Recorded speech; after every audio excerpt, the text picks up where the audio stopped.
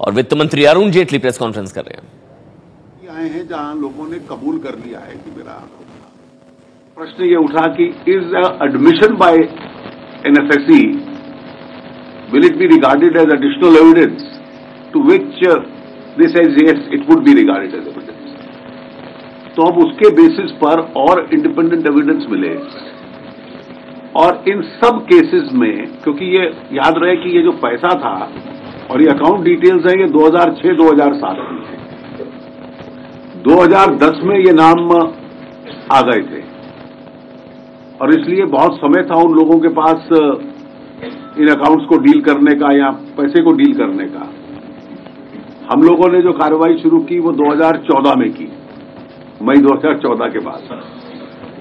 तो इसलिए पेनल्टी और प्रोसिक्यूशन एक तरीका है अकाउंट होल्डर से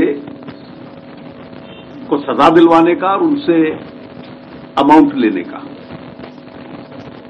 वो कार्रवाई चल रही है। इसके अतिरिक्त जो इन्फॉर्मेंट्स हैं, मैं उसकी डिटेल्स आपको नहीं दे सकता, लेकिन एक वाक्य में संकेत कर सकता हूं, revenue department is in active touch with them also. आज नहीं, आज से पहले से। और डिटेल सेंसिटिव होती है, इसलिए उसके ज्यादा डिटेल देने में उपयुक्त नहीं समझता हूं।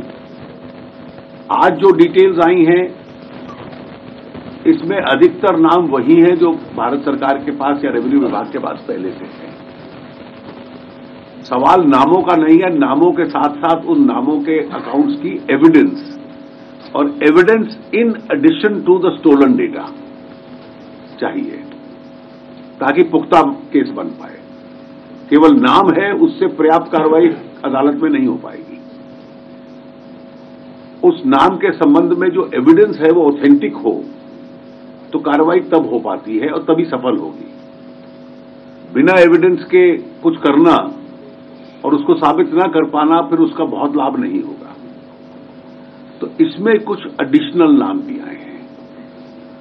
अब वो एडिशनल नाम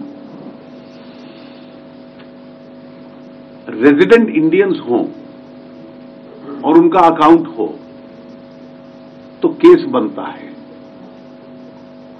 फॉरेन सिटीजन है, बाहर का रहने वाला है या नॉन रेजिडेंट है तो फिर उसका एक दूसरा आयाम होता है। तो जो इसमें रेजिडेंट इंडियंस के नाम आएंगे जो एडिशनल हैं, निश्चित रूप से उसको भी हम लोग इस कार्रवाई के दायरे में लेंगे। मुझे केवल इतना ही कहना था। Thank you.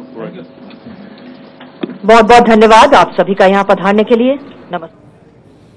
तो वित्त मंत्री अरुण जेटली का बयान, जिसमें उन्होंने कहा कि जिन नामों का आज खुलासा हुआ है ज्यादातर नाम वही हैं जो पहले से सरकार के पास हैं। 7-8 महीने से कार्रवाई की जा रही है। 628 में से 350 नामों की जो है वो जांच पूरी कर ली गई है।